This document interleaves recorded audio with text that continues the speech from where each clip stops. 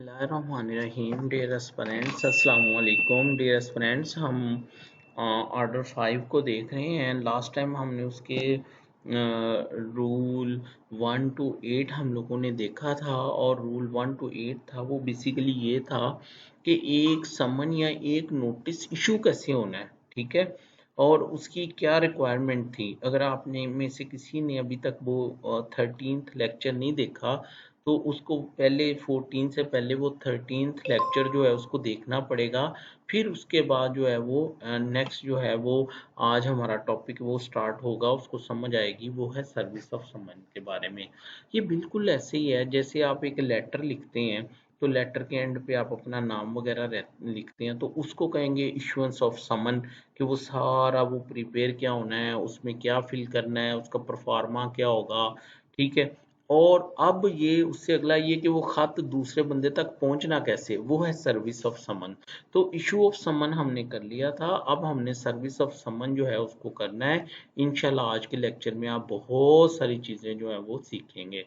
सबसे पहले हम इसका एक जैसे हम करते हैं कि उसकी एक स्कीम को समझेंगे, और उस स्कीम के बाद जो है वो हम लोग क्या करेंगे कि हम लोग वन बाय वन उन रूल्स को फिर पढ़ेंगे, और फिर मैं आपको प्रैक्टिकल पॉइंट ऑफ व्यू से भी जो है वो बताऊंगा, ठीक है।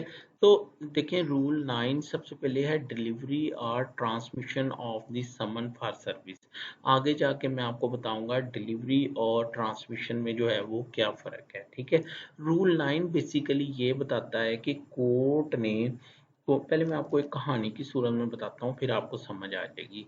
कोर्ट क्या करेगी कि एक समन जो होगा उसको क्या करेगी, साइन करेगी। ये रूल 8 कंप्लीट हो गया। उसके बाद वो जो समन होगा, वो जो नज़ारत ब्रांच होगी उसको भेजा जाएगा। उसका जो नाज़र होगा, सिविल नाज़र, उसको कहते हैं proper officer. Proper proper officer होगा, और उसकी जिम्मेदारी होगी कि वो उस समन को क्या करे, सर्व करे, ठीक है। अच्छा, अब जो उसने सर्व करना है, उसकी मर्जी है कि वो उस समन को आगे अपने किसी सबऑर्डिनेट ऑफिसर को, जिसको हम कहते हैं प्रोसेसर सर्वर या प्यादा, ठीक है, वो उसको आगे डिप्यूट कर दे कि जाओ मेरे बिहाफ पे आप जाके इसको क्या करो, आप इसको जो है वो दूसरे बंदे के ऊपर जो है वो सर्व करके आओ। अच्छा, वो बंदा क्या करेगा कि वो बंदा जो है वो समन जो है वो लेके जाएगा। अच्छा, फिर उसके बाद एक क्वेश्चन ये है कि वो समन जो है वो सर्व किस पे होना है। तो उसमें डिफरेंट सर्कमस्टांसेस हैं कि वो डिफेंडेंट पे पर्सनली सर्व होगा, ठीक है। अच्छा, अगर वो डिफेंडेंट नहीं है, अगर बहुत सारे डिफेंडेंट तो सब पे सर्व होगा। अगर डिफेंडेंट का रिकॉग्नाइज एजेंट है और डिफेंडेंट खुद मौजूद नहीं है, तो उसके एजेंट पे जो है वो सर्व हो जाएगा। अगर डिफेंडेंट भी नहीं है, उसका वो भी नहीं है, वो क्या कहते हैं, एजेंट भी नहीं है, तो फिर अगर वो इमूल प्रॉपर्टी है, तो जो वो इमूल प्रॉपर्टी पे काबज है, और वो वही इमूल प्रॉपर्टी का केस चल रहा है, तो जो वहां पे काबज है उस पे कर दिया जाएगा। अगर इन सब में से कोई सिचुएशन नहीं, डिफेंडेंट भी नहीं मिल रहा, उसका डिफेंडेंट भी नहीं है, तो उस सूरत में क्या होगा कि फिर अगर उसके घर में कोई अडल्ट मेंबर है, ठीक है, अडल्ट मेंबर है, तो फिर उस पे जो है वो नोटिस क्या कर दिया, समन क्या कर दिया जाएगा, वो सर्व कर दिया जाएगा। अच्छा, उसके बाद क्या बताया अभी तक, कोर्ट ने जब समन साइन कर दिए, नाजर को भेजा गया। नाजर प्रॉपर ऑफिसर था, उसने या तो खुद जाके सर्विस करवाने का सोच लिया, या उसने अपना एक नुमाइंदा पॉइंट कर दिया। फिर ये है कि उस नुमाइंदे ने किस पे सर्व करना था वो मैंने आपको बता दिया। फर्ज करें वो मौके पे पहुंच गया। अब अगर वो मौके पे पहुंच गया है, तो उसने क्या करना है, वो बंदा ढूंढना है कि जिसको सर्व करना है। फर्ज करें वो बंदा उसको मिल गया, तो उसने उसको क्या करना है कि वो टेंडर करना है, वो क्या कहते हैं, वो समन। उसकी दो परतें होंगी, नाजारत में कितनी परतें होंगी, दो परतें होंगी।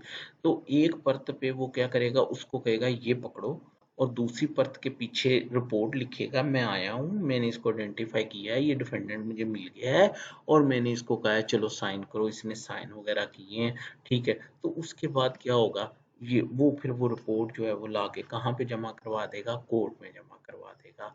अच्छा, अगर फर्ज कर लें कि वो मौके पे गया, तो वो बंदा उसको मिल गया और उसने कहा मैंने लेने ही नहीं, मैंने ये समन लेनी ही नहीं है, ठीक है। तो फिर उसके बाद वो मौके पे क्या करेगा, उसकी चस्पांदगी करेगा, उसको अफिक्सेशन बोलते हैं, और लिखेगा कि ये इनकारी हो गया है, इसने ये समन लेने से इनकार कर दिया है, तो लिहाजा मैं ये जो एक परत इसको देनी थी ये मैंने यहाँ अवेजा कर दी इसके घर के सामने, और दूसरी पे वो रिपोर्ट करेगा कोर्ट को कि अपनी सारी कार्रवाई जो है वो लिख के, ठीक है।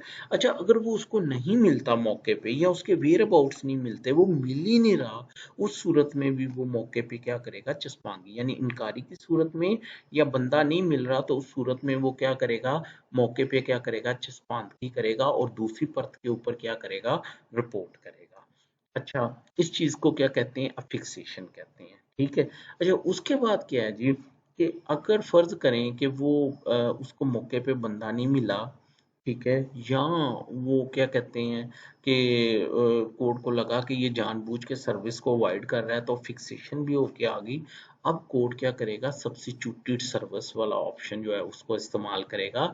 उसके तहत कोर्ट क्या करेगा, मुख्तलिफ मोड के जरिए सब्स्टिट्यूशन हो सकती है, उसमें एक मोड ऑफ फिक्सेशन भी है। देखिए, एक फिक्सेशन वो है जो रूटीन में होनी है जब उसने इनकार कर दिया, या जब उसने समन जब जब वो मिला ही नहीं मौके पे, ठीक है। तो एक चस्पांदगी वो है जो कोर्ट जो है अंडर किसके तहत कर सकती है, रूल 20 के तहत कर सकती है, सब्स्टिट्यूटेड सर्विस के तौर पे। अच्छा, यहाँ मोस्टली आप जो जानते हैं वो है न्यूज़पेपर। वो क्या है, न्यूज़पेपर में क्या होता है कि वो जो है उसका वो इश्तिहार वगैरह से जो है वो आ जाता है, ठीक है। अगर सब्स्टिट्यूटेड सर्विस के बाद भी वो नहीं आता तो कोर्ट क्या करेगी, कि कोर्ट ये करेगी कि वो क्या कहते हैं, उसकी जो है वो क्या कहते हैं कि उसके खिलाफ एक तरफा कार्रवाई करेगी। अब कोर्ट ने जो प्रॉपर ऑफिसर को देना है नोटिस, वो रूल 9 है। वो क्या है, रूल 9 है। और वो जो पर्सनल सर्विस है, देखिए मेरी बात सुने, एक ऑर्डिनरी सर्विस होती है, एक जो है वो एफिक्सेशन होती है, और एक जो है वो सब्स्टिट्यूटेड सर्विस होती है। 3 मोड ऑफ सर्विस होते हैं। जो पहला मोड है वो कौन सा है जी, ऑर्डिनरी सर्विस, या उसको पर्सनल सर्विस भी कहते हैं। आगे वो फिर 3 तरीके से होती है, जो पर्सनल सर्विस या ऑर्डिनरी सर्विस है वो आगे फिर 3 तरीकों से होती है। एक इस तरीके से होती है, एक तो वो जो मैंने तरीका आपको एक कहानी की सूरत में बताया है कि बंदा नुमाइंदा जाता है मौके पे, उसको ढूंढता है, उसको पर्सनल सर्विस कह लें आप, या फर्स्ट मोड कह लें। उसके बाद ये क्या है कि उसको रजिस्ट्री लिफाफा करवाया जाता है, 2 हो गए। तीसरा, उसको कोरियर करवाया जाता है। तो ये क्या करते हैं, ऑर्डिनरी मोड ऑफ सर्विस जो है वो कहलाते हैं, ठीक है। अच्छा, अब देखें, प्रॉपर ऑफिसर को भेजा जाएगा वो जो समन है वो कौन से सेक्शन रूल के तहत, 9 के तहत। आगे रूल 10 कहता है कि वो जो है वो क्या कहते हैं, कोर्ट की मोहर के साथ वो पर्सनल सर्विस होगी। अच्छा, रूल 10 के बाद आगे जो रूल 11, 12, 13, 14 है, ये बताते हैं कि किस पे सर्व किया जाएगा। अगर बहुत सारे डिफेंडेंट है, सब पे सर्व किया जाएगा। रूल 12 ये कहता है कि अगर डिफेंडेंट नहीं मिल रहा उसके एजेंट पे सर्व होगा। रूल 13 ये कहता है कि अगर वो क्या कहते हैं, अ, उसका वो नुमाइंदा बिजनेस करता है कोर्ट की जुरिडिक्शन में, लेकिन वो कोर्ट की जुरिडिक्शन में नहीं, तो उस पे सर्व किया जाएगा। रूल 14 ये कहता है जी, अगर इमूवेबल प्रॉपर्टी है तो जो उस पे बैठा है, चार्ज इंचार्ज है उस प्रॉपर्टी का, उस पे सर्व किया जाएगा। अच्छा, रूल 15 ये कहता है कि जब कोई भी ना मिले तो फिर अडल्ट मेंबर के ऊपर उसको क्या किया जाएगा, सर्व किया जाएगा। अब रूल 16 क्या कहता है, वो मैं जब बताया कि अगर वो बंदा मिल गया तो उससे क्या करेगा, उसके साइन अंगूठे करवाएगा। रूल 17 क्या कहता है, वो कहता है अगर वो उसको लेने से इनकार कर देता है, या वो मिलता ही नहीं है, तो उस सूरत में वो फिक्सेशन करेगा। रूल 18 क्या कहता है, फिर वो कोर्ट में अपनी रिपोर्ट दाखिल करेगा और वहां पे बयान देगा नुमाइंदा कि मैंने इसको नोटिस दिए थे, सम्मन दिए थे, इसने लिए नहीं। या वो ये बयान देगा कि जनाब वो मौके पे मुझे मिला नहीं, तो मैं चस्पांदगी करके जो है वो आ गया हूँ। ये क्या, रूल 18 हो गया, ठीक है। और रूल 19 के तहत कोर्ट उस नुमाइंदे को क्या कर सकती है, एग्जामिन कर सकती है। और रूल 20 क्या कहता है, सब्स्टिट्यूटेड सर्विस के बारे में। आगे जो रूल 21, 22, 23 है, ये स्पेशल सर्कमस्टांसेस हैं, इनको हम लोग जो है वो बाद में देखेंगे। तो बच्चों, मैंने आपको एक क्या बताई है आपको, मैंने आपको एक तरतीब बताई है इन रूल्स की। अब हम इनको वन बाय वन पढ़ते हैं, तो वो आपके जितने भी इश्यूज होंगे जितने भी इश्यूज होंगे वो सारे के सारे जो हैं वो हल होते चले जाएंगे। ठीक है, सबसे पहले रूल 9, डिलीवरी और ट्रांसमिशन। अच्छा, मैं आपको अभी बता दूं डिलीवरी और ट्रांसमिशन में क्या फ़र्क है।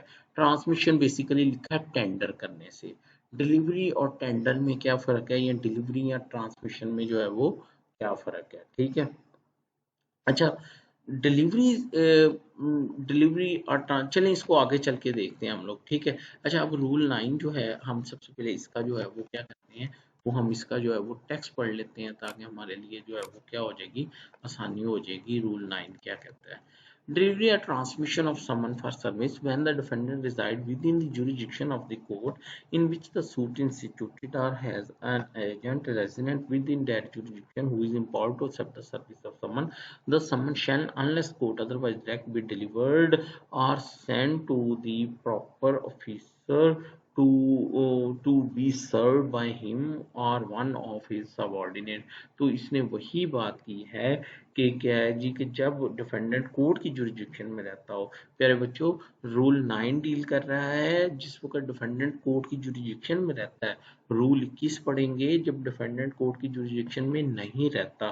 तो रूल 9 ये कहता है कि जब डिफेंडेंट कोर्ट की जुरिडिक्शन में जो है वो क्या कहते हैं, रहता है, उस कोर्ट की जुरिडिक्शन में जहाँ पे दावा दायर हुआ है, या वहाँ पे उसका नुमाइंदा रहता है, रिकॉग्नाइज एजेंट उसका जो है उस जुरिडिक्शन में जो है रहता है, जो कि एम्पावर्ड है किसके लिए, वो समन को एक्सेप्ट करने के लिए। तो उस सूरत में क्या होगा कि वो जो समन होंगे वो बी डिलीवर्ड और send to the proper officer to be served by him और वन ऑफ इट। तो उस सूरत में कोर्ट वो जो समन है वो प्रॉपर ऑफिसर को भेजेगी। ठीक है, या उसको थ्रू पोस्ट भेज देगी, या डायरेक्टली उसको क्या करवा दिए जाएंगे, उसको रिसीव करवा दिए जाएंगे, उसको दे दिए जाएंगे। ठीक है, प्रॉपर ऑफिसर को किस मकसद के लिए, कि वो जो डिफेंडेंट कोर्ट की जुरिडिक्शन में रहता है, ठीक है, उसको क्या किया जाए, सर्व किया जाए। तो ये रूल 9 ये कहता है कि कोर्ट अपना जो नुमाइंदा, अपना जो प्रॉपर ऑफिसर है, सिविल नाजर है, उसको वो क्या करेगी, अपना जो समन जो पीछे रूल 8 में जारी किया दस्तखतों के साथ वो जारी करेगी, और वो जो होगी वो क्या कहते हैं उसको, वो जो नाजर होगा वो खुद ही अपने बंदे को डिप्यूट करेगा। ठीक है, the proper officer may be officer of the court other than that in which the suit is instituted, and where he is such an officer, the summon may be sent to him by post or in such manner as the court may direct। ठीक है, अच्छा, वो कह रहा है कि वो proper officer जो है वो कोर्ट का अपना भी हो सकता है, ठीक है, उसी कोर्ट का, या वो किसी और कोर्ट का भी हो सकता है, दूर हो सकता है कोर्ट से। तो उस सूरत में बाय पोस्ट जो है वो समन जो कि दूसरे बंदे पे सर्व होना है वो उसको क्या किया जाएगा, भेज दिया जाएगा। ठीक है, ये सब रूल क्या था, ये 2 था। ठीक है, अच्छा, रूल 3 क्या कहता है, unless the court otherwise act the proper officer of by him in this way shall cause service of summon and return it to the court within 15 day issue of the summon. अब ये उस officer की जिम्मेदारी है, ये उस proper officer की जिम्मेदारी है कि अब वो समन जो है वो उस पे सर्व करे, किसके ऊपर सर्व करे, वो जो वो क्या कहते हैं, जो नुमाइंदा है उसके ऊपर सर्व करे, सॉरी डिफेंडेंट के ऊपर सर्व करे, या वो जो लोग मैंने बताए हैं, और फिर 15 दिन में अपनी रिपोर्ट जो है वो वापस कोर्ट में क्या करे, जमा करवाए। अच्छा डियर स्टूडेंट्स, अब इसके बारे में मैंने कुछ डिटेल में लिखा है, वो मैं आपको पढ़ के सुनाना चाहता हूँ। वो क्या है, अच्छा देखिए, मैंने लिखा है कि 3 मोड है सर्विस के, एक ऑर्डिनरी मोड, या इसको पर्सनल मोड कह दें, पर्सनल मोड ऑफ सर्विस कह दें। ठीक है, और फिर उसके बाद जो है ऑर्डिनरी मोड, और उसके बाद दूसरा कौन सा मोड है वो फिक्सेशन वाला, और तीसरा कौन सा है वो है सब्स्टिट्यूटेड सर्विस वाला। ठीक है, अब ये एक रूल को दूसरे से कनेक्ट कर रहा है, कह रहा है ऑर्डिनरी मोड से मुराद क्या है, पर्सनल सर्विस नंबर 1, यहाँ पर सर्विस थ्रू रजिस्टर्ड पोस्ट 2, और एज वेल एज कोरियर या कोरियर के थ्रू। ठीक है, आल्सो कॉल्ड एक्चुअल सर्विस। जो ऑर्डिनरी मोड या पर्सनल सर्विस है उसको एक्चुअल सर्विस भी बोलते हैं। और रूल 9 से लेके 16 और फिर 18 और फिर इसके साथ 19 जो है वो डील करते हैं किसके साथ, किसके साथ डील करते हैं, वो डील करते हैं पर्सनल सर्विस के साथ या ऑर्डिनरी मोड ऑफ सर्विस के साथ। ठीक है, तो ये आपको जो है वो समझ आ गया। ठीक है, उसके बाद वो जो अगली बात जो कहता है वो कहता है कि rule 9 and 10 deal with the personal service. Rule 9 और 10 पर्सनल सर्विस से डील करते हैं। रूल 10 से जो है वो रजिस्ट्री लिफाफा और कोरियर के थ्रू से डील करते हैं, जबकि रूल 11 से 15 ये बताते हैं कि किन पे सर्व करना है, जबकि रूल 17 और 18 वो प्रोसीजर बताते हैं जो कि अडॉप्ट किया जाएगा जब एक बंदे को पर्सनली जो है वो क्या किया जाएगा, सर्व किया जाएगा। ठीक है, तो ये बच्चों ये था ऑर्डिनरी मोड ऑफ सर्विस। ठीक है, अब उसके बाद दूसरा फिक्सेशन है जिसके साथ रूल 17 डील करता है, और फिर सब्स्टिट्यूटेड सर्विस है जो कि रूल 20 डील करता है। उसके बाद रूल 9 डिलीवरी और ट्रांसमिशन ऑफ समन। ठीक है, जब एक्चुअली उसको जाके दे दिया जाएगा वो क्या कहते हैं वो प्रॉपर ऑफिसर को, तो उसको डिलीवरी कहेंगे, और जब उसको थ्रू पोस्ट भेजा जाएगा तो उसको ट्रांसमिशन कहेंगे। ठीक है, अब ये बड़ा इंपॉर्टेंट है, सुनिएगा। Rule 9 is applicable where defendant or his agent reside within jurisdiction of the court issuing the summon, whereas Rule 21 deal with the defendant residing outside the jurisdiction of the court। बच्चों समझ आ गया? ठीक है, अच्छा अब rule 9 क्या है? Under Rule 9, a defendant or his agent might be served, but agent mean agent empowered under Order 3 Rule 6 to accept the summon। याद आया? हमने पढ़ा था ऑर्डर 3 रूल 6 के एक एजेंट को स्पेसिफिकली जो है ऑथोराइज किया जा सकता है कि वो क्या करे, कि वो डिफेंडेंट के बिहाफ पे जो है वो कोई सम्मन जो है उसको वसूल कर सके। अगर आपको नहीं याद आया तो आप ऑर्डर 3 रूल 6 को देखें। ठीक है, उसके बाद अगर कहता है mode of service of summon will be that summon will be delivered और sent to the proper officer of the court who will himself or his subordinate will serve the summon among the defendant or his agent। Proper officer को भेजा जाएगा जो फिर उसको क्या करेगा, सर्व करेगा किसके ऊपर, डिफेंडेंट या उसके एजेंट के ऊपर। उसके बाद वो कहता है proper officer may be officer of the court other than that in which suit is instituted, and where he is such an officer the summon may be sent to him by post or in such manner as the court may direct। देखें, अगर वो proper officer उस court का नहीं किसी और court का है तो उस सूरत में क्या होगा कि उसको सेंड किया जाएगा, उसको भेजा जाएगा वो समन, और फिर वो उसकी आगे क्या करवाएगा, सर्विस करवाएगा। द प्रॉपर ऑफिसर और officer non-officer by him shall cause the service of someone and return it to the court within 15 days of the सबनेचर, और वो 15 दिन में उसको क्या करेगा, रिटर्न करेगा। बच्चों मेरा ख्याल है कि मैंने रूल 9 आपको बड़ी अच्छी तरह से करवा दिया है। रूल 9 का क्रक्स सिर्फ यही है कि कोर्ट ने जो पीछे समन अपना बनाया था जिसका स्पेसिमन भी हमने देखा था, वो कोर्ट किसको रवाना कर देगी, वो अपने प्रॉपर ऑफिसर को जो है वो रवाना कर देगी। अच्छा, अभी भी मेरी तसल्ली नहीं हुई। अब मैंने इसको जो है ना थोड़ा सा इस तरह से करके इसको लिखा है, ये आप देखिएगा। इश्यूएंस, अब ये देखें, ये कहता है हाँ, अब आ जाए रूल 9 में। वो कहता है रूल 1 से 8 तक हमने ये देखा था कि समन क्या होता है, समन जारी होने की टर्म्स एंड कंडीशन क्या होती हैं, समन किस किस मकसद के लिए जारी हो सकता है, समन की शक्ल क्या होगी। अब हम ये पढ़ने जा रहे हैं कि समन नोटिस फ्रीक तक पहुंचेगा कैसे। इस सिलसिले में रूल 9 बहुत अहम है। ये रूल ये कहता है कि वो कौन होगा जिसके हवाले समन किया जाएगा जो दूसरे फरीक की तामील करवा सके। अब दो बातें हैं, या तो तलब किया गया फरीक अदालत की इलाकाई हदूद के अंदर ही रहता होगा या फिर इलाकाई हदूद से बाहर। रूल 9 सिर्फ उस सूरत हाल को डील करता है जब मुद्दल अदालत की ही लोकल लिमिट के अंदर रहता है, जबकि रूल 21 उस सूरत हाल को डील करता है जब तलब किया गया फरीक अदालत की इलाकाई हदूद से बाहर रहता है। अब रूल 9 का क्रक्स ये है कि अगर मुद्दाले अदालत के इलाका के अंदर रहता है जहां दावा दायर किया गया है या फिर कम से कम उसका एजेंट रहता हो, तो उस सूरत में समन एक मुनासिब एहलकार के हवाले किया जाएगा जो कि मुद्दाले की तमील करवाएगा। ऑफिसर तमील करवाने के बाद 15 दिन के अंदर अंदर रिपोर्ट अदालत में जो है वो क्या करवाएगा, जमा करवाएगा। तो होप कि अब आपको रूल 9 बड़ी अच्छी तरह से जो है वो समझ आ गया है। ठीक है, अब रूल 10 क्या है, ये पर्सनल सर्विस के बारे में है। ये कहता है service of summons shall be made by delivering or tendering a copy of thereof signed by the judge or such officer as he appoint in this behalf and sealed with the seal of the court। ठीक है, कि वो जो समन है जो सर्व होना है जो कि प्रॉपर ऑफिसर को भेजा गया है वो किसका मोहर शुदा और साइन शुदा होगा, वो जज का, या जिस ऑफिसर को वो इम्पावर्ड करे वो जज, उसके साइन और स्टैंप के साथ वो क्या होगा, वो रवाना होगा। तो ये बेसिकली किसकी बात कर रहा है, ये पर्सनल सर्विस की बात कर रहा है।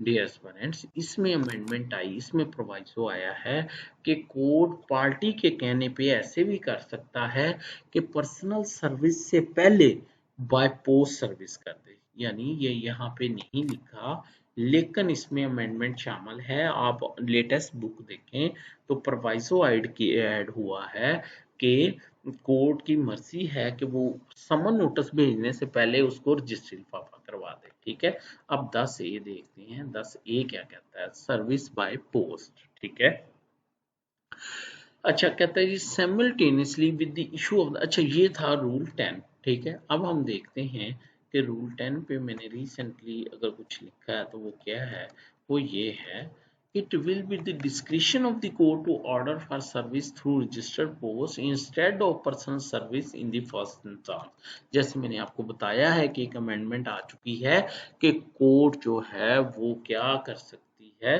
कि वो बजाय इसके कि वो पर्सनल सर्विस पहले करे, ठीक है, वो कोर्ट जो है वो रजिस्ट्री लिफाफा साथ ही करे। कोर्ट रजिस्ट्री, सिंपल रजिस्ट्री लिफाफे का भी जो है वो कह सकती है कि पहले रजिस्टर्ड पोस्ट होगी और फिर जो है वो पर्सनल सर्विस जो है वो होगी। ठीक है, होप कि आपको मेरी बात जो है वो समझ आ गई। उसके बाद आगे 10A है सर्विस बाय पोस्ट। अच्छा, अब थोड़ा सा प्रैक्टिकली इसको देख लेते हैं। देखिए, ये रूल बताता है, रूल 10 है ना, कि मुद्दाले की तमील का तरीकेकार क्या होगा जब जज के दस्तखत और मोहर के साथ मुद्दाले को पेश किया जाए या पहुंचा दिया जाए तो कहा जाएगा मुद्दाले की तमील हो गई। ठीक है, असल में ये तमील का पहला तरीकेकार है जिसके मुताबिक अदालत का ऑफिसर समन की एक परत लेकर मुद्दाले के पास जाता है और उसे पेश करता है और उससे वसूली लेता है। दूसरा तरीकेकार बजरिया डाक या कोरियर सर्विस है, वो हम अगले रूल में जो है वो पढ़ेंगे। ठीक है, मैंने, अब देखिए, अब मैं आपके सारे कॉन्सेप्ट क्लियर करने लगा हूं। मैंने बतौर जज एक समन जारी किया, मेरा ऑफिसर, प्रॉपर ऑफिसर एम रजा समन लेकर मुद्दा के पास पहुंचा और उससे उसने वसूली ली। तो अब ये देखें, ये वो समन था, ये जो हमने पीछे रूल्स में पढ़ा था, ये लेके गया था वो, नीचे मेरे साइन एंड सील, मेरे दस्तखत का पेश होना है, ये सारा हम पिछले में चेक कर सकते थे। गौर करें, इस समन पर अदालत के दस्तखत भी हैं और मोहर भी है। अब तमील होने के बाद ये समन वापस आ गया। अब जरा इस समन की देखें, इसकी कितनी परतें लेके गया था वो, 2 परतें। कितनी परतें लेके गया था, 2 परतें। इसी की या कॉपी करवाएगा या जज से क्या करेगा, कॉपी के ऊपर साइन करवा लेगा या ओरिजिनल 2 भर के ले आएगा। ठीक है, तो ये वो लेके गया, बंदा उसको मौके पे मिल गया, पर्सनल सर्विस थी ना, और उसने जाके उसको क्या की, एक परत उसको दे दी, यानी ये जो नजर आ रही ये परत उसको दे दी, और दूसरी परत की बैक साइड पे क्या की, रिपोर्ट की। और देखें आप जरा, अब तमील होने के बाद ये समन वापस आ गया। अब जरा इस समन की बैक साइड देखते हैं। ठीक है, ये देखिए, ये वो ये वो असाल्तन वो जो डिफेंडेंट है अब दस्तार, देखिए उसी के नाम गया था ना, ये कहाँ है, राणा अरशद अली, मिस्री राणा अरशद अली वल्द खुशी मोहम्मद। ठीक है, अच्छा ये ना प्रॉपर नहीं भरा हुआ, वरना नाम तो उसी का ही होना चाहिए था। ठीक है, अब्दुस्तार वल मोहम्मद कौमोल सकना साहिवाल अब्दुस्तार। जनाबे आला मौका पर 18 साहिवाल जाकर मुसम्मी अब्दुस्तार मोहम्मद सैन कौमोल को एक परत नोटिस देकर तमील असालतन करवाई गई है, लिहाजा रिपोर्ट अर्ज है अहमद रजा। और ये देखिए नीचे गुहान, और फिर उसका ये एफिडेविट है अहमद रजा का, कि वो कहता है कि मैं मौके पे गया हूँ और मैंने उसकी असालतन जो है वो क्या करवाई है, मैंने उसकी तमील करवाई है। तो बच्चों आपको पता चला ये एक परत की बैक साइड है, और वो परत वो है जो उसने उसको दे दिया वहां पे ना, वसूल करवा दिया। ठीक है, तो अब आपको समझ आई उसकी वो जो पर्सनल सर्विस थी उसकी, कि किस तरह से वो जो है काम करती है। अब अहमद रजा वो प्रॉपर ऑफिसर है जिसके हवाले से समन किया गया, और जिसने तमील करवाने के बाद समन की एक परत अदालत को वापस की। तो बच्चों मेरा नहीं ख्याल कि कोई ऐसी चीज है जो आपको समझ ना आई हो। उसके बाद रूल 10A है, वो है सर्विस बाय पोस्ट। ये भी पर्सनल सर्विस या ऑर्डिनरी सर्विस का हिस्सा है। सेम्युल्टेनियसली, सेम्युल्टेनियसली का मतलब ये है कि जो पर्सनल सर्विस हो रही है अंडर रूल 9 इसके तहत, उसके साथ ही at the same time there shall be sent unless the defendant by courier service and register post, यानी रजिस्ट्री लिफाफा भी करवाना है और कोरियर भी करवाना है, and acknowledgement due and other copy of the summons signed and sealed in the manner provided in the rule 10। इसका मतलब ये है कि टोटल परतें जो समन की होंगी वो कितनी होंगी, वो होंगी 4। 2 परतें वो होंगी जो कि नाजर के पास जाएंगी और वो प्रॉपर ऑफिसर के तौर पे उनकी सर्विस करवाएगा, और एक के ऊपर क्या हो जाएगी, रिपोर्ट जो है वो वापस आ जाएगी। दूसरी 2 जो परतें होंगी वो असूली तौर पे तो वो जो है वो अलमत को ही रजिस्ट्री लिफाफा या कोरियर करवाना चाहिए, लेकिन मोस्टली डिस्ट्रिक्ट में ये रूटीन चल रही है कि वो जो वकील साहब होते हैं वो खुद जाके उसका रजिस्ट्री लिफाफा और कोरियर जो है वो क्या करवाते हैं, और फिर उसकी रसीद अगली डेट पे जो है वो कोर्ट में आके क्या करवाते हैं, वो जमा करवाते हैं, जहां से पता चलता है कि उसने कोरियर और रजिस्ट्री लिफाफा जो है वो करवाया है। तो सेम्युल्टेनियसली का मतलब ये है कि रूल 9 को तो आपने फॉलो करना ही करना है, उसके साथ आपने रूल 10A को भी करना है, आपने रजिस्ट्री लिफाफा भी करवाना है, और आपने कोरियर भी करवाना है। ठीक है, अच्छा, अब उसके बाद an acknowledgement purporting to be signed by the defendant of the receipt of the registered communication and by courier messenger postal implies that the defendant refused to take delivery of same shall be deemed by the court issuing the summon to be prima facie proof of service of summon। देखिए उसने simple ये कह दिया, उसने कहा कि an acknowledgement purporting to be signed by defendant of the receipt of the registered communication or endorsed by the courier messenger or postal imply that the defendant refused to take the delivery। यानी जब निकारी की report आ जाए, जब ये लिख दिया जाए कि उसने जानबूझ के वो समन वसूल करने से इनकार कर दिए हैं, तो कहते हैं कि ये जो एक्नॉलेजमेंट है उस ऑफिसर की तरफ से कि उस शख्स ने लेने से इनकार कर दिया है, ये ऐसे ही समझा जाएगा जैसे उसने वसूल कर लिया है। यानी निकारी की रिपोर्ट अगर आ जाए तो कोर्ट यही समझेगा कि उसके इल्म में ये बात आ चुकी है कि उसके खिलाफ एक दावा जो है वो दायर हो चुका है। तो बच्चों ये क्या था, ये रूल 10A था। ठीक है, अब रूल 10A के ऊपर जो है वो मैंने जो है वो क्या कहते हैं आपके लिए एक पॉइंट लिखा है, वो ये है the summon as well as registered envelope bearing complete and proper address were properly prepared presumption is attached under article 129 of कानून शहादत आर्डर। क्या मतलब कि समन प्रॉपरली फिल किए गए थे और फिर वो उसके ऊपर उसका मुकम्मल एड्रेस लिखा गया था। इसको प्रिजम्पशन हासिल है अंडर आर्टिकल 129 ऑफ कानून शहादत, जो कहता है कि जुडिशियल एक्ट जो होते हैं उसको प्रिजम्पशन ऑफ ट्रुथ जो है वो अटैच होती है, दो कि वो कंक्लूसिव नहीं होती। ठीक है, फिर the summon were duly served on the address by registered post presumption is attached under section 27। देखो दोनों में फर्क क्या है, ये उसके कंटेंट्स को प्रिजम्पशन अटैच हो रही है किसके तहत, वो आर्टिकल 129E और अलेस्ट्रेशन ई ऑफ कानून शहादत के तहत, जबकि दूसरे में उसकी वो जो कम्युनिकेशन है, जो सर्विस है, उसको प्रिजम्पशन अटैच हो रही है कि यही समझा जाएगा कि वो उसको पहुंच गया। कोर्ट ने समन ठीक जारी किया अंडर ऑर्डर 5 रूल 1 to 8, इसको प्रिजम्पशन अटैच है अंडर अंडर आर्टिकल 129E, और वो दुरुस्त जगह पे पहुंचा और उसको प्रिजम्पशन अटैच है under general crisis act section 27। ठीक है, होप कि आपको ये बात जो है वो याद रहेगी। ठीक है, अब हम आगे चलते हैं, हम देखते हैं थोड़ा सा प्रैक्टिकली और देख लेते हैं। देखें,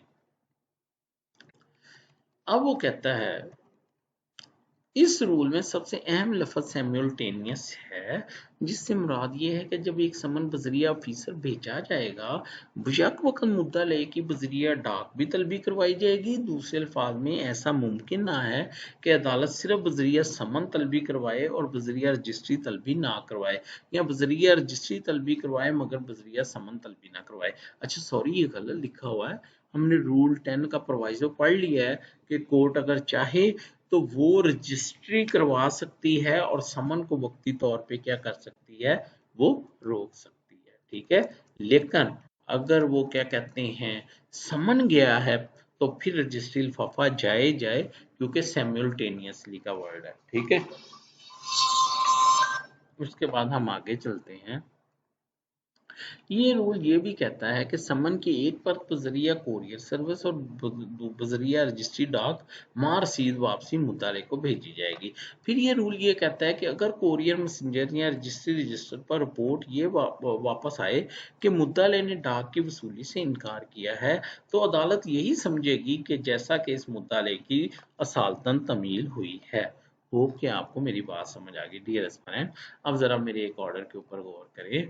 Let the defendant be summoned through summon notices for settlement of issues।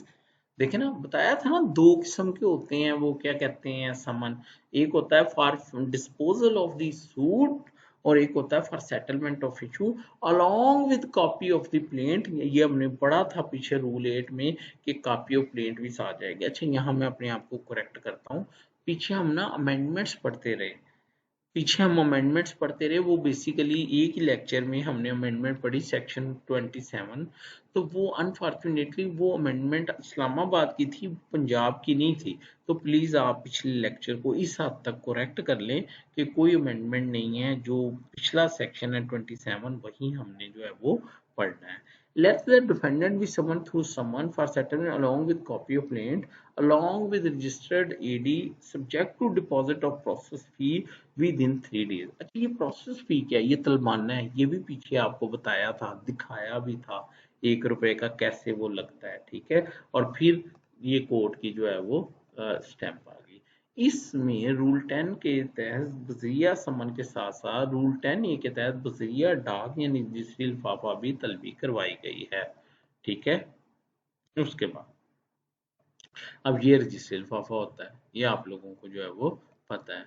ठीक है, होप के बच्चों आपको मेरी बात की जो है वो समझ आ गई। ठीक है, अब हम थोड़ा सा आगे चलते हैं, अब हम रूल 11 की तरफ चलते हैं। रूल 11 क्या कहता है, वो कहता है service on several defendant save as otherwise provided where there are more defendant than one service of summon shall be made on each defendant.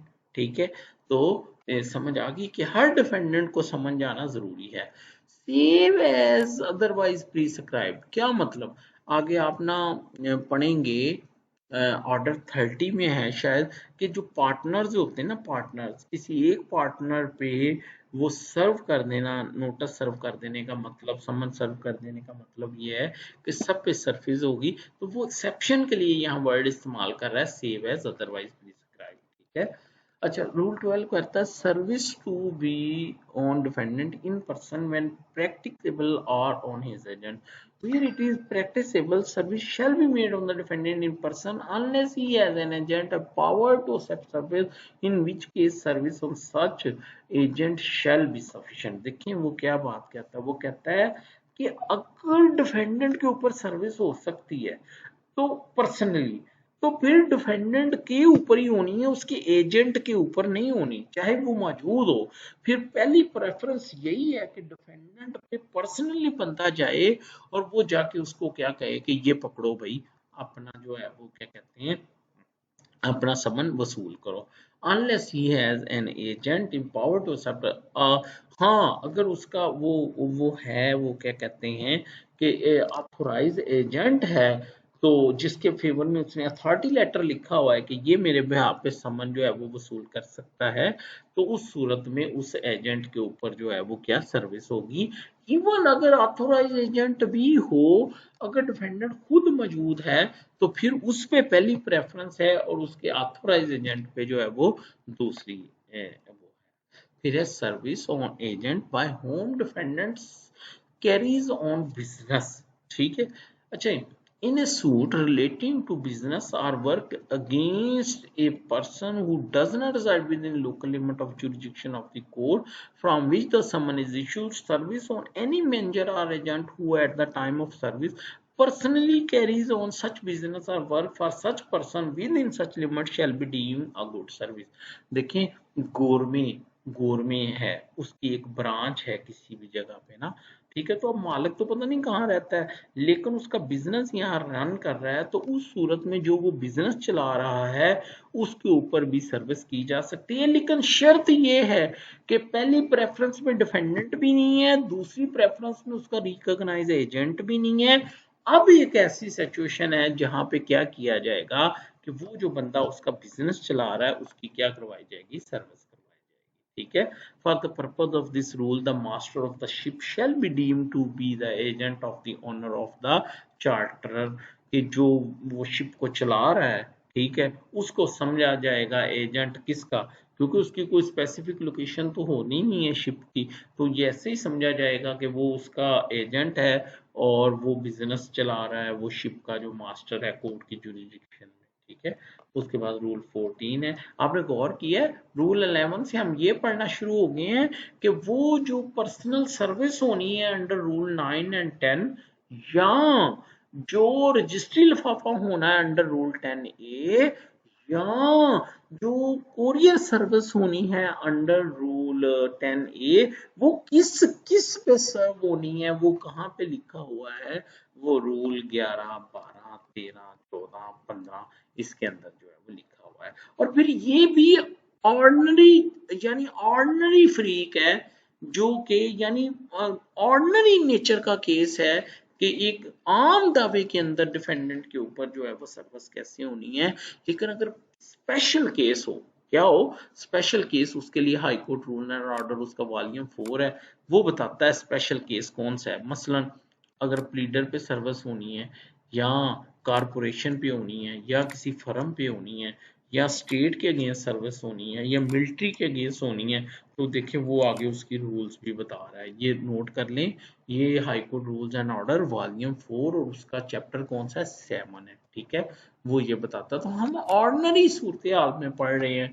ठीक है, रूल 11 बच्चों आपने देख लिया, रूल 12 बच्चों आपने देख लिया, रूल 13 आपने देख लिया, rule 14 service or in charge in suit for immovable property, wherein a suit to obtain relief respecting company for wrong to immovable service cannot be made on the defending person and the defendant has no agent empowered to accept the service, it may be made on any agent of the defendant in charge of the property।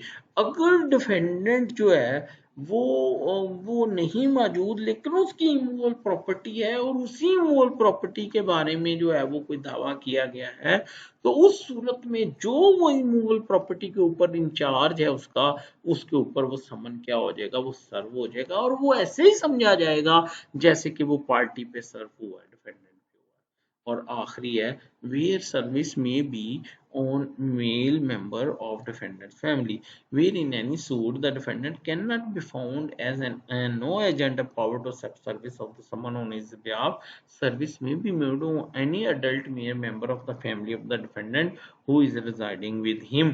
अगर defendant भी नहीं मौजूद और उसका कोई recognise agent भी नहीं है, लेकिन घर पे कोई अडल्ट यानी अडल्ट मेजर और मेल मेंबर जो है वो फैमिली का मौजूद है, तो उसके ऊपर अगर सर्विस हो जाएगी तो उसको क्या समझा जाएगा कि ये बिल्कुल प्रॉपर सर्विस है। लेकिन उसमें जो सर्विस होगी अडल्ट मेल मेंबर में, उसमें घर का जो सर्वेंट होगा, नौकर होगा, वो उसमें शामिल नहीं होगा। A servant is not a member of the family with in meaning of this rule.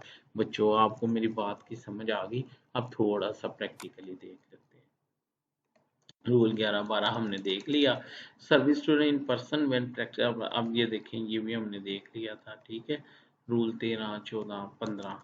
अब एक प्रैक्टिकल अप्रोच देखें, ठीक है। ये क्या है? मौका पर चेक नंबर में इतने उम्मीदा बेगम ये मलूम जो मौजूद ना मिली है, मौका मजबूर का खामन राजपूत सेक्रेटरी समझ, तो उससे तमील करवा दी रिपोर्टर से। बच्चों जरा गौर करो कि ये अडल्ट मेल मेंबर के थ्रू जो है वो सर्विस हो रही है, ठीक है। कि वो हमीदा बीबी जो थी वो खुद मौजूद नहीं थी, लेकिन चूंकि घर पे अडल्ट मेल मेंबर उसका खामन मौजूद था, तो उसके थ्रू जो है वो सर्विस होगी। तो आपने देखा, एक पर तो उसने उसके खामन को पकड़ाई होगी और दूसरी पे उसने कोर्ट में क्या किया होगा, रिपोर्ट जमा करवाई होगी। अब रूल 16 है, person serve to sign acknowledgement, ठीक है। अब हम चलते हैं थोड़ा सा उसके प्रोसीजर की तरफ। अच्छा, रूल 16 ये कहता है person serve to sign acknowledgement, कि अब वो जो when the serving officer deliver a tender a copy of the summon to the defendant personally और टू एन एजेंट और other person on his behalf, he shall require the signature of the person to whom the copy is so delivered or tendered to an acknowledgement of service endorsed on the original summon। कि जब एक जो है वो duplicate जारी होना है, वो जो समन है, तो उसकी एक परत उसने क्या करनी है, वो डिलीवर करनी है या टेंडर करनी है, किसको? याद रखिएगा बच्चों, अगर तो डिफेंडेंट खुद है तो उसको कहेंगे टेंडर, आमने सामने, ये लो पकड़ो, इसको वसूल करो। लेकिन अगर उसका रिकॉग्नाइज एजेंट है या वो क्या कहते हैं, उसका रिकॉग्नाइज एजेंट है या इंचार्ज ऑफ इमूवेबल प्रॉपर्टी, जैसे हम ऊपर पढ़ के आए हैं वो है, या हम मुख्तलिफ सिचुएशंस पढ़ के आए हैं ना, कि अगर उसके बिहाफ पे किसी यहाँ अडल्ट मेल मेंबर है तो उसको कहेंगे कि डिलीवर किया जा रहा है, किया उसी को जा रहा है। टेंडर का मतलब है डायरेक्ट उसको दिया जा रहा है, और डिलीवर का मतलब ये है कि उसके बिहाफ पे किसी को पकड़ाया जा रहा है, ठीक है। तो वो उससे क्या करेगा, सिग्नेचर लेगा, किससे? जिसको वो डिलीवर कर रहा है या टेंडर कर रहा है, ठीक है। तो अब मैं इसके बारे में पढ़ता हूँ रूल 16, तो आप जरा देखिएगा वो क्या कहता है। वो कहता है summon will be in duplicate, ये तो आपको पता है। one copy shall be delivered to the defendant and on the back side of the other summon receiving shall be taken from the defendant, that summon will with receiving on back shall be submitted in court, और वो समन कहाँ पे आएगा, वो court में आके जमा हो जाएगा। प्रैक्टिकल अप्रोच क्या है, ये देखें, ये देखें, ये एक बंदे को सर्व किया गया और नीचे उससे क्या करवाए गए हैं, उसके साइन करवाए गए हैं, ठीक है। उस बंदे के साइन करवाए गए हैं, तो इस चीज को हम क्या कहेंगे, नोटिस देकर असालतन तमील करवा दी गई है, कोई अब्दस्तार है उसकी तमील जो है वो करवाई गई है। तो ये रिपोर्ट कहाँ पे आ जाएगी, ये रिपोर्ट कोर्ट में आ जाएगी, ठीक है। अब हम आगे चलते हैं। तो अब हम देखते हैं कि अगर वो पर्सनल सर्विस से रिफ्यूज कर दे, उसको लेने से रिफ्यूज कर दे, तो उस सूरत में क्या हो जाएगा। Procedure, when defendant refuses to accept service or cannot be found, देखें, where the defendant or his agent or such other person therefore refuses to sign the acknowledgement, वो रूल 16 के तहत कहता है मैंने साइन नहीं करनी, or where the serving officer after using all due and reasonable diligence cannot find the defendant, या उसको वो मिला ही नहीं है मौके पे डिफेंडेंट, ठीक है, उसने बड़ी कोशिश की है, तगदो की है, उसको नहीं मिला, and there is no agent power to accept service of the summon on his behalf, और कोई एजेंट भी मौजूद नहीं है जो उसके बिहाफ पे जो है वो वसूल कर ले, nor any other person on home service can be made, और ना ही कोई अडल्ट मेल मेंबर है जो वसूल कर ले, तो क्या होगा, the serving officer shall affix a copy of the summon on the outer door or some other conspicuous part of the house in which the defendant ordinarily reside or carry on business or personal work for gain। कि वो एक परत को वहां पे क्या करेगा, इश्तिहार की सूरत में दीवार पे लगा देगा, चस्पांदगी कर देगा, अफिक्स कर देगा। ठीक है, और फिर क्या करेगा, and shall then return the original to the court from which it was issued. और वो असल जो था जिसकी के वो एक कॉपी उसने उधर लगाई है, वो असल कोर्ट को क्या करेगा, वापस करेगा जिसने उसको क्या किया था, इशू किया था, विद ए रिपोर्ट।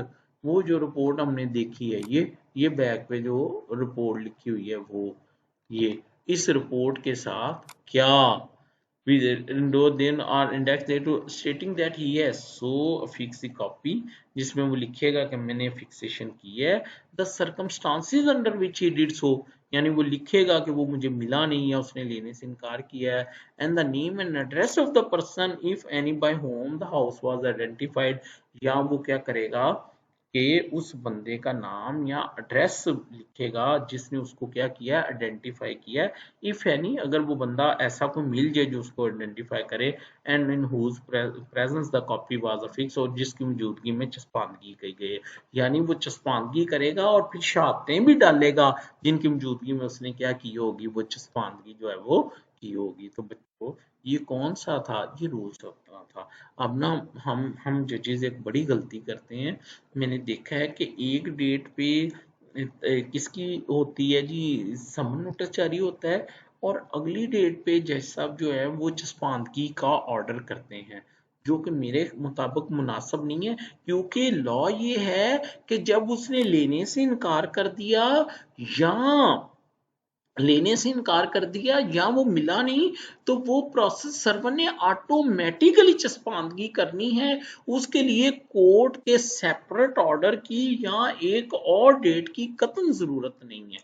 तो जो प्रोसेस सर्वर जो है वो सिर्फ समन की रिपोर्ट लेके आते हैं, अदम तमील या इनकारी की रिपोर्ट लेके आते हैं, लेकिन चस्पांदगी नहीं करते, तो वो गलत करते हैं। उनको साथ में चस्पांदगी करके आन के लिखना चाहिए कि वो इनकारी हुआ जिस पे मैंने मौके पे क्या की, चस्पांदगी की। ठीक है, अच्छा जी, और हो क्या आपको इसकी बात समझ आ गई, तो वो अपनी रिपोर्ट जमा करवाएगा जिसमें वो सर्कमस्टांसेस लिखेगा। ठीक है, और फिर वो अगर वो चस्पांदगी जिनकी मौजूदगी में कर रहा है उनका भी जिक्र करेगा। ये था रूल 17। अब इसको थोड़ा सा प्रैक्टिकली देख लेते हैं। Procedure when defendant refuses to accept service. ठीक है, देखिए ये तमील करवाने से इनकार कर दिया, यानी वो इनकारी हो गया। ठीक है, तो कहता लिहाजा मैंने एक परत नोटिस मज़कूरा पर चिस्पा कर दी, तो कहता मैंने उसकी एक जो थी उसकी क्या कर दी, चिस्पानगी कर दी। ठीक है, तो अब ये है एक और रिपोर्ट देखते हैं, ये क्या है कि कहता है मालूम काम के लिए दीगर नामालूम जगह पर गया हुआ है और एक परत मज़कूरा चस्पा कर दी गई है, उसको मौके पे वो मिला ही नहीं है, उसने बड़ी तगोदो की है, वो उसको मौके पे मिला ही नहीं है, तो फिर भी उसने क्या किया है, मौके पे चस्पानगी कर दी है। ठीक है, तो ये था rule 17।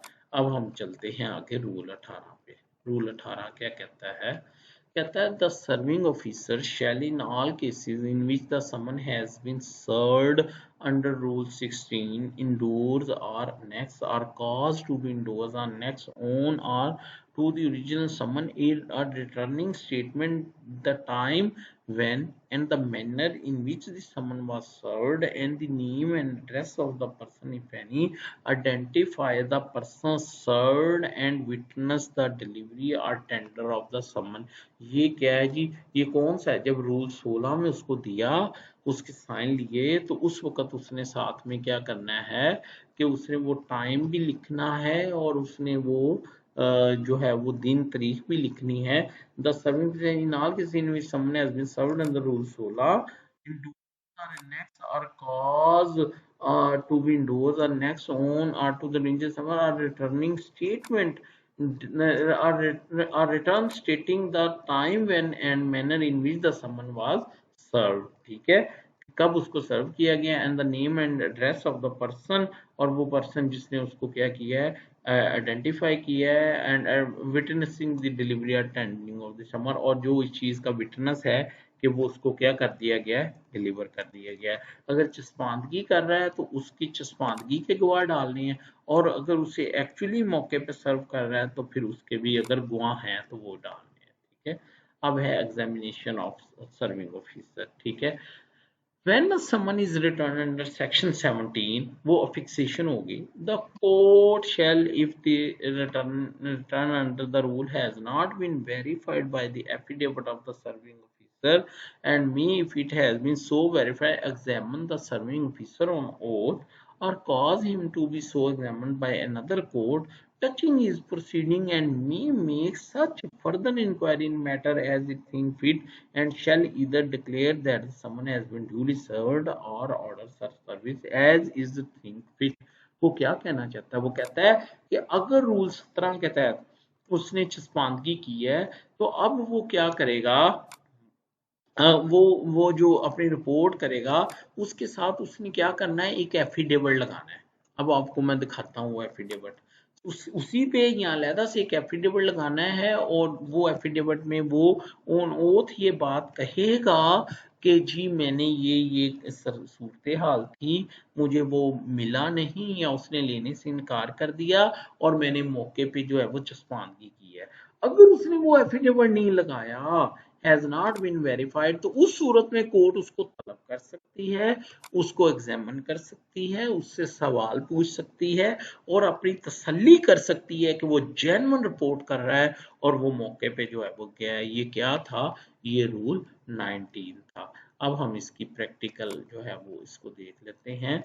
Rule endorsement of time and man, जब बजरिया पर्सनल सर्विस रूल 10 के तहत मुद्दा लेके समन किया जा रहा हो, या फिर रूल 12 और 13 के तहत किसी एजेंट को समन किया जा रहा हो, या फिर रूल 14 के जो भी शख्स मूल पर में समन किया जा रहा हो, या फिर रूल 15 के तहत घर के किसी मेल मेंबर को समन किया जा रहा हो, ठीक है, तो को पेश किया जाए, तमील कुन्ना पर लाजमी कि वो असल समन की पुष्ट पर या उसके साथ एक पर्चमा मुस्तक करके रिपोर्ट लिखे या किसी से लिखवाए कि तमील का वक्त और किस तरह से तमील करवाई गई, यानी असालतन करवाई गई या फिर बजरिया एजेंट करवाई गई, वगैरह वगैरह। इसके अलावा अगर मुमकिन हो तो शख्स के भी दस्तखत करवाए जिसकी मौजूदगी में समन मुद्दाले को दिए गए या जिसने समन मुद्दाले के हवाले करते हुए देखा। अब प्रैक्टिकल अप्रोच क्या है, रूल 10 के तहत जब असालतन तमील करवाई जाएगी तो रिपोर्ट कुछ इस तरह से लिखी जाएगी। ये वो रिपोर्ट है जो कौन कह रहा है, जो कि रूल 18 कह रहा है, तो वो रिपोर्ट जो है वो लिखी है। ये देखें बयान, फिर वो बयान हल्फी भी लिखता है,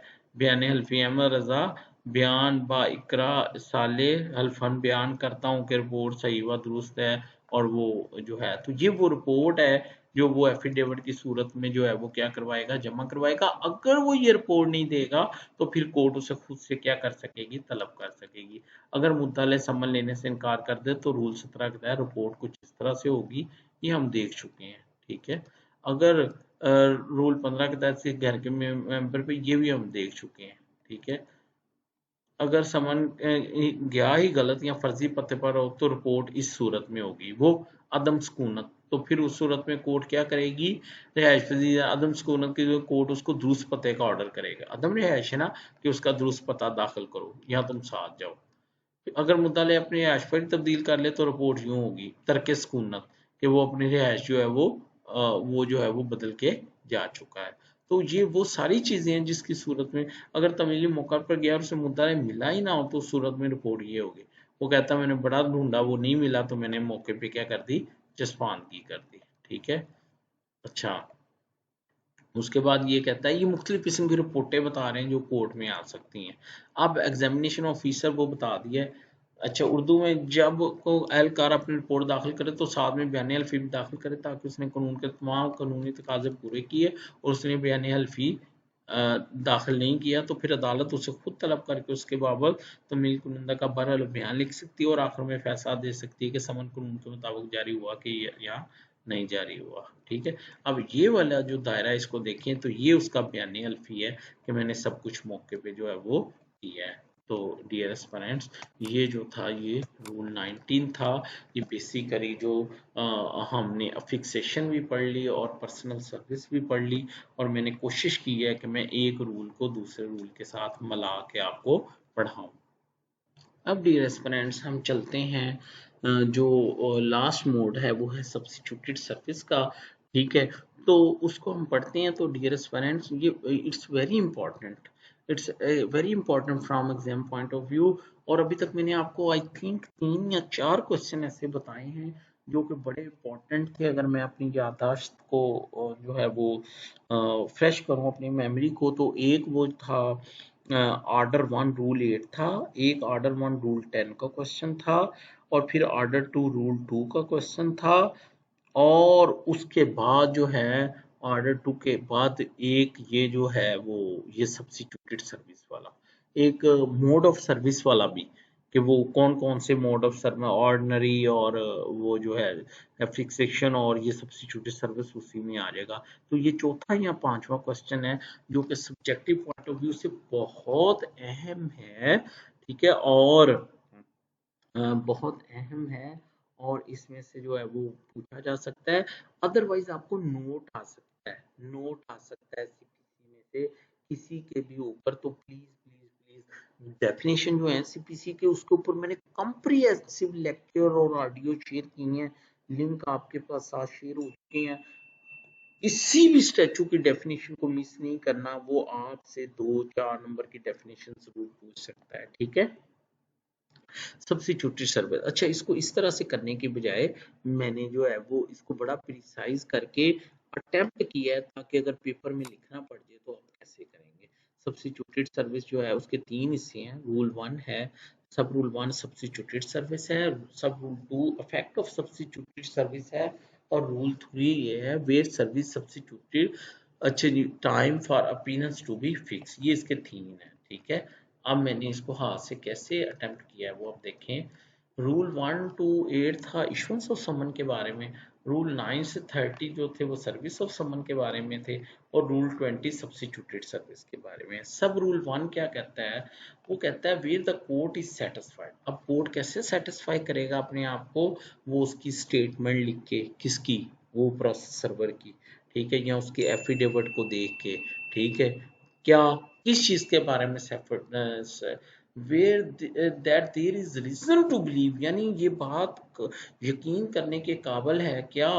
अब ये ग्राउंड्स आ गए बच्चों, सब्स्टिट्यूटेड सर्विस की ग्राउंड्स पूछे तो ये देखिए मैंने किस तरह से लिखा है। Number 1, defendant is keeping out of way for the purpose of avoiding service, कि कोर्ट को लगता है कि डिफेंडेंट जानबूझ के छुप जाता है, जानबूझ के वो ये नहीं चाहता कि उसकी जो है वो क्या हो जाए, उसकी तामील हो जाए। ठीक है, सालतन तमील हो जाए। ठीक है, यहाँ दूसरी ग्राउंड क्या है, for any other reason summon can not be served in the ordinary way, या कोर्ट को ये लगता है कि हालात वाकयात ऐसे हैं कि ऑर्डिनरी वे में उसकी सर्विस हो ही नहीं सकती।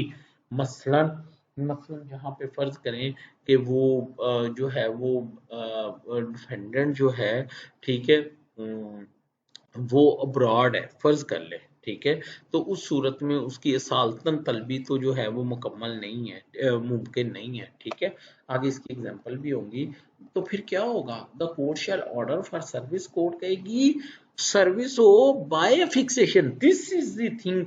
ये वो फिक्सेशन दोबारा आ गई, लेकिन ये एज ए सब्स्टिट्यूटेड सर्विस आई। यहाँ पे कोर्ट का ऑर्डर लाजमी है, लेकिन जो पहली सब्स्टिट्यूटेड सर्विस है जो रूल 17 के तहत है, उसके लिए कोर्ट के ऑर्डर की जरूरत नहीं है, या इलेक्ट्रॉनिक मीडिया के थ्रू, या अर्जेंट मेल सर्विस के थ्रू। ठीक है, या बीटिंग ऑफ ड्रम के जरिए, या पब्लिकेशन इन प्रेस के, या एनी अदर मोड और manner as court think fit. तो कोर्ट उसके जरिए क्या करवाएगी, उसकी सर्विस करवाएगी।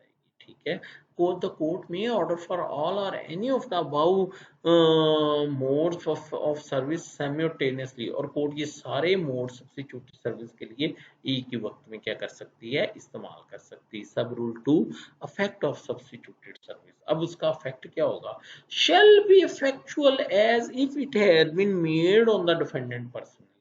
तो ऐसे ही समझा जाएगा जैसे कि डिफेंडेंट को पर्सनली क्या किया गया है, सर्व किया गया है। ठीक है। सब रूल 3 क्या है? Where service substituted time for appearance to be fix, court shall for time fixed time for appearance of the case may require that shall not exceed 15 days।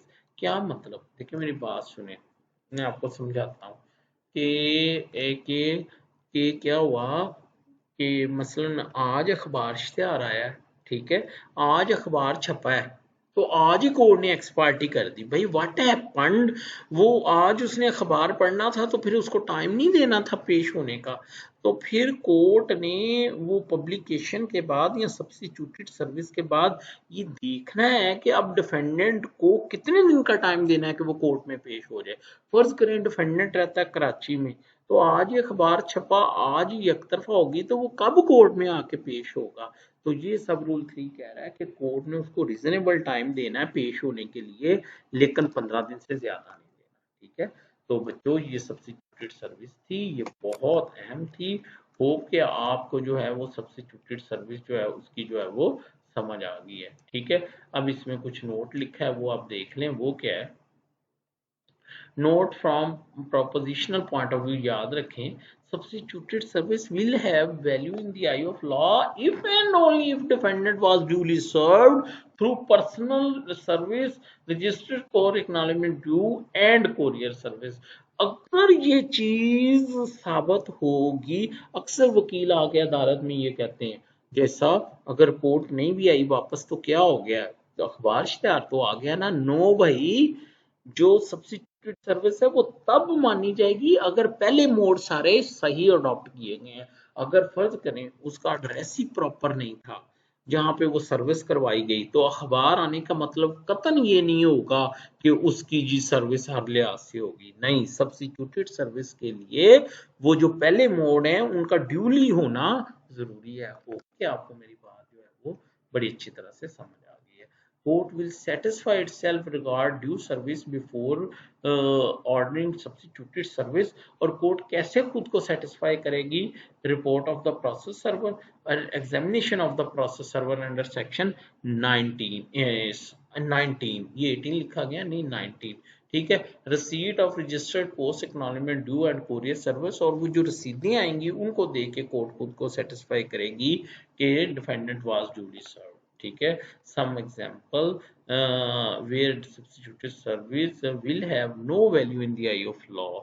ठीक है, मसलन defendant was abroad and circulation in local newspaper, तो क्या वो यानी मुकामी अखबार था, ठीक है, तो वो क्या कहते हैं बंदा अब्रॉड रहता था, तो क्या उसको वो अखबार मिला होगा? नहीं। Defendant was an illiterate villager having no access to newspaper, या न्यूज़पेपर वहां गया ही नहीं, या बीबी ही अनपढ़ थी जिसको वो न्यूज़पेपर जो है वो भेजा गया। Newspaper had no circulation where defendant reside, या जहां डिफेंडेंट रहता था वहां वो अखबार ही नहीं जाता था। डिफेंडेंट्स एड्रेस वाज इनकरेक्ट, या डिफेंडेंट का एड्रेस जो था वो करेक्ट नहीं था। Dear aspirants, High Court Rules and Order, Volume 4, Chapter 7, Part B deals with the substituted service। ठीक है, तो आप प्लीज जो है वो high court rules and order और इसका जो है वो क्या कहते हैं पार्ट बी जो है उसको आप जो है वो देखिएगा, जो कि किससे डील करता है, इंस्पेक्शन ऑफ। ओहो, ये कहाँ चले गए हम लोग, पता नहीं कहाँ चले गए, चले ठीक है। अच्छा जी, under rule 8 of part B, manager of newspaper will have to submit UPC under postal certificate that he has sent a copy of the newspaper to the address of the defendant।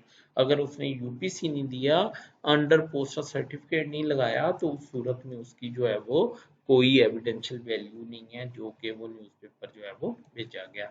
If after substituted service does not appear, he will be proceeded ex parte। अब अगर वो नहीं आता तो court x party करेगी। If charges for substituted service will be dismiss, अगर वो अखबार के पैसे नहीं जमा करवाए तो अदम तलबाना दावा क्या हो जाएगा? खारिज हो जाएगा। डियर एस्पिरेंट, होप कि आपको रूल 20 की जो है वो बड़ी अच्छी तरह से जो है वो समझ आ गई। ठीक है, अब हम आगे चलते हैं, अब हम देखते हैं रूल 21 क्या कहता है। ठीक है। Service of summon where defendant reside within jurisdiction of a court, ठीक है। A summon may be sent by court by which it is issued whether within or without the province either by one of the officers or by post or to any court not being the high court having jurisdiction in place where the defendant reside। क्या होगा, मैं आपको बताऊं routine में क्या होगा कि इधर से पोस्ट किया जाएगा उस डिस्ट्रिक्ट की कोर्ट को जहां पे के वो बंदा रिजाइड करता है, ठीक है। हमने पढ़ा था ना, रूल 9 डील करता है जब बंदा with in jurisdiction of the court रहता है। अब रूल 21 बात कर रहा है जब बंदा out of jurisdiction of the court रहता है, ठीक है। तो क्या होगा कि इधर से जो जज साहब है, फर्ज करें लाहौर में जो जज साहब हैं, वो बाय पोस्ट वो जो अपना जो होगा वो समन्स जो होंगे वो किसको पोस्ट कर दिए जाएंगे, वो उधर के सीनियर सिविल जज साहब को पोस्ट कर दिए जाएंगे। और वो सीनियर सिविल जज साहब आगे अपना एक बंदा डिप्यूट करेंगे और वो उसको उसकी तलबी करवा के उस बंदे की और वो रिपोर्ट वापस किसको भेजेंगे, लाहौर वाली कोर्ट को भेजेंगे, ठीक है। तो अच्छा, अब मैं आपको एक नई बात बताऊं कि अब नई बात ये है कि अब ना एक ई समन का कॉन्सेप्ट निकला है, मैं लाहौर में करवाता रहा हूँ। वो क्या है कि एक ना लाहौर में ना एक कमरा बना हुआ है, ठीक है। वहां पे ना फैक्स वगैरह लगी हुई है। इधर से वो जो 2 नोटिस जो कि नाजर को देने थे वो जाके जमा करवा देने उस कमरे में, ठीक है। वो क्या करते हैं कि वो उसकी वो करवाते हैं, क्या कहते हैं उसको, हाँ जेन से निकल गया, फैक्स। वो फैक्स करवाते हैं उसको, किसको, उस सीनियर सिविल जज साहब को जहां पे वो बंदा रहता है। तो वो जो सीनियर सिविल जज साहब हैं वो फैक्स जो हैं जब वो मिल जाती है तो वो फौरन वहां के नाजर के थ्रू, प्रॉपर ऑफिसर के थ्रू जो है वो किसी प्रोसेस सर्वर को मिलती है। वो मौके पे जाके रिपोर्ट करवा के आता है और वो वापस फैक्स करवाता है पहले वाली कोर्ट को, और पहले वाली कोर्ट को वो जो समन है वो क्या हो जाते हैं, वो रिसीव हो जाते हैं।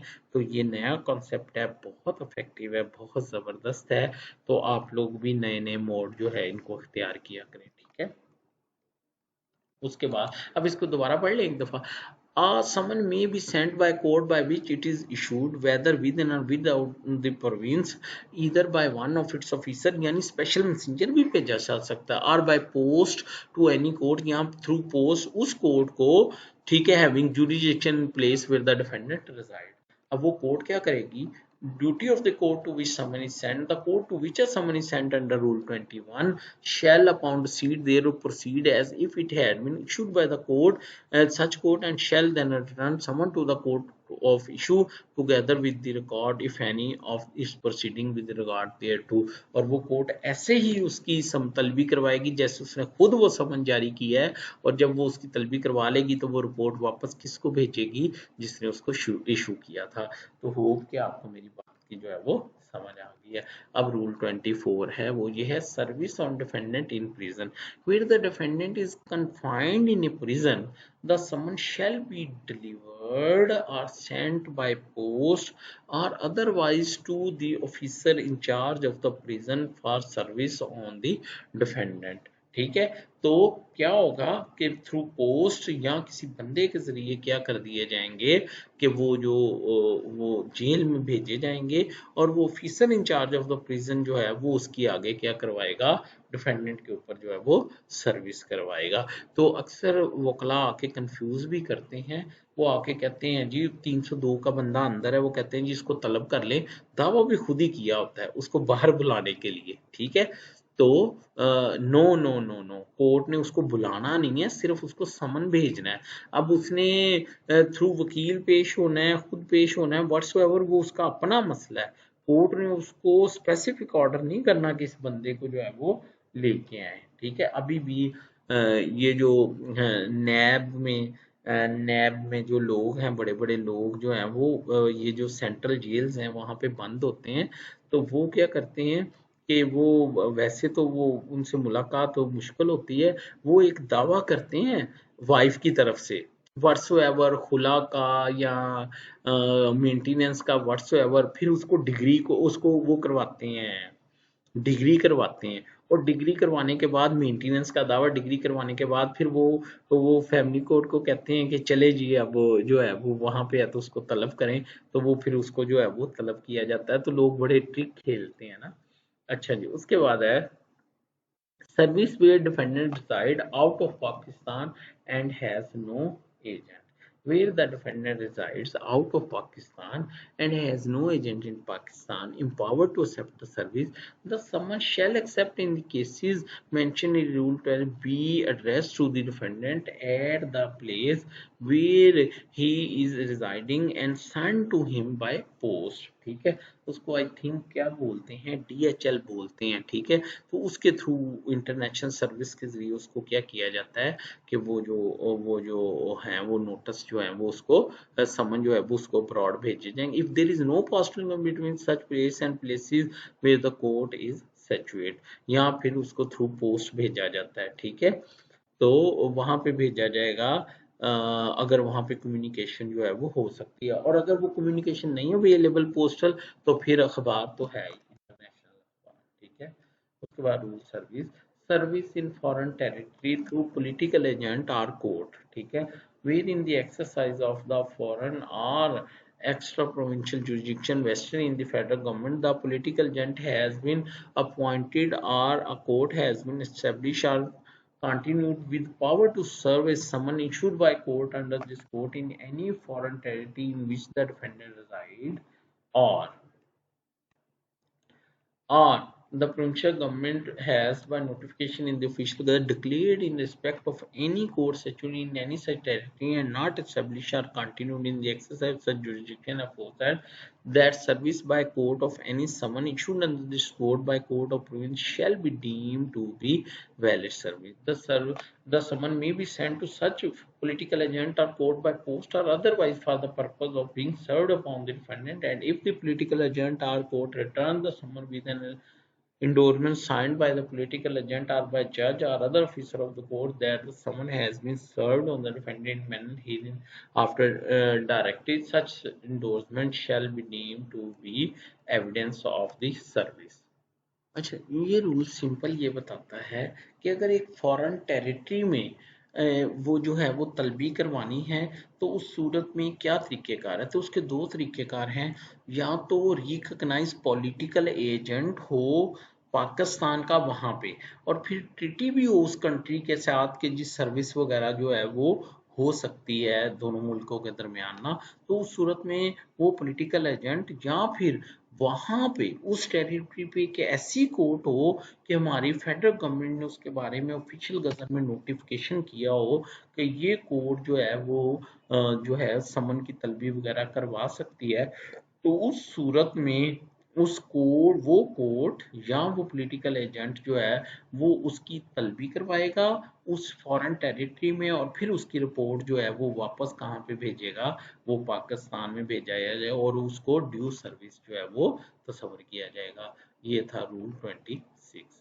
उसके बाद रूल 26A है। रूल ये है, service on civil public officer और on servant of railway company और लोकल अथॉरिटी इन इंडिया। तो आई थिंक कि ये अब कंपेटिबल नहीं है, तो इसको हम जो है वो स्किप करते हैं। ठीक है, उसके बाद रूल्स 27 है, service on civil public officer और on servant of railway company और local authority. Where the defendant is a public officer not belonging to armed forces of Pakistan or is in the servant of railway company or local authority, the court may, if it appears to that the summon may be most conveniently so served, send it for service on the defendant to the head of the office in which he is employed together with the copy to be retained by the defendant। देखिए वो simple ये कह रहा है, इसको कहते हैं deliver करना ना, कि क्या है जी कि वो जो डिफेंडेंट है वो एक पब्लिक ऑफिसर है, आर्मी नहीं है, आर्मी के लिए अलहदा है। ठीक है, और इस दी या वो रेलवे कंपनी में मुलाजम है या किसी लोकल अथॉरिटी में मुलाजम है, तो कोर्ट जो है वो समन जो है वहाँ का जो हेड है, हेड ऑफ द ऑफिस है, उसके नाम भेजेगी on the defendant to the head office in which he is employed. वो हेड ऑफिस में भेजेगी टुगेदर विद द कॉपी, और वो जो हेड ऑफिस जो होगा वो क्या करेगा, वो फर्दर उसके ऊपर उसको क्या करेगा, सर्व करेगा। ठीक है, तो ये सर्विस किसका तरीका है कि वो सिविल पब्लिक ऑफिसर जो कि रेलवे कंपनी में है या किसी लोकल अथॉरिटी में है, तो उसके हेड जो है, हेड ऑफ द ऑफिस, उसके नाम जो है उसका समन भेजा जाएगा जो आगे उसकी सर्विस करवाएगा।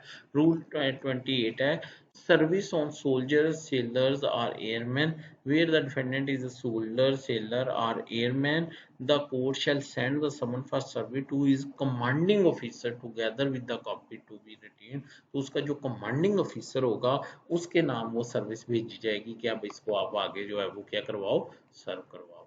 Rule 29 है, duty of the person to whom someone is delivered or sent for service, whereas someone is delivered or sent to any person for service under Rule 24, ठीक है, और Rule 27 or Rule 28, such person shall be bound to serve it if possible and to return it under his signature with the written acknowledgement of the defendant, and such signature shall be deemed to be evidence of the service।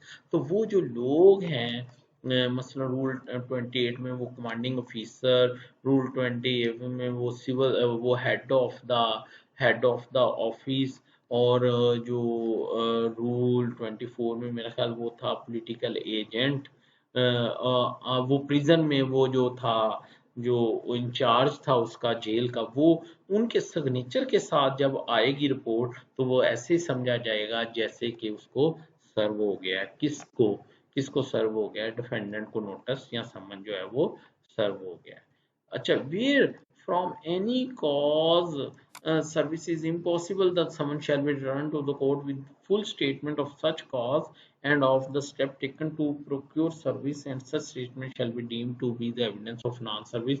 और अगर किसी वजह से उसकी तलबी नहीं हो सकती तो वही अफराद फिर क्या करेंगे कि वो सारा कुछ लिखेंगे कि क्यों नहीं हो सकती सर्विस, तो कोर्ट समझेगी कि उसके ऊपर समन सर्व नहीं हो सकते, तो फिर कोर्ट फिर सब्स्टिट्यूटेड सर्विस वाला तरीका जो है वो अख्तियार करेगी।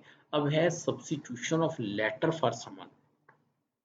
The court may, notwithstanding anything herein before contained, substitute for a summon a letter signed by the judge or such officer as he may appoint this behalf, which the defendant is in the opinion of the court of a rank entitling him to such mark of consideration।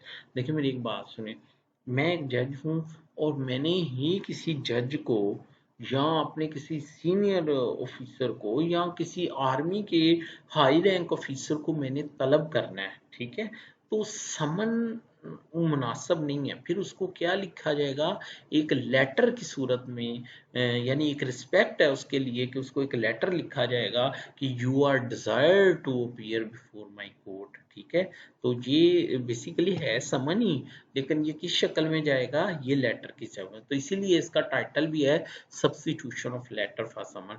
The court में notwithstanding anything herein before contained substitute for a summon a letter signed by the judge or such as may be when where the defendant is in opinion of the court of a rank entitling him to such rank of consideration। ठीक है, अच्छा जी, a letter substituted under shall contain all particulars required to be stated in summon and subject to the provision of sub shall be treated in all respect as a summon। अच्छा, फिर वो आगे कह रहा है कि वो लेटर में वो सारी चीजें होंगी कि जो कि एक समन के अंदर होती हैं। A letter or substituted may be sent to the defendant by post or by special messenger selected by the court। और वो जो लेटर जो है वो थ्रू पोस्ट भी भेजा जा सकता है या कोर्ट स्पेशल मैसेंजर भी उसके लिए सिलेक्ट कर सकती है। और in any manner which the court think fit and where the defendant has an agent empowered to accept the service, the letter may be delivered or sent to such agent। और जहाँ पे वो defendant का agent मौजूद होगा, court उसको भी letter जो है वो सेंड कर सकती है। तो डियर एस्पिरेंट्स, ये था ऑर्डर 5। मैंने कोशिश की है कि प्रैक्टिकल अप्रोच के साथ आपको बताऊं, तो इंशाल्लाह उम्मीद है कि आपको समझ आई। मुझे अपनी दुआओं में याद रखना है। Thank you so much. Allah Hafiz.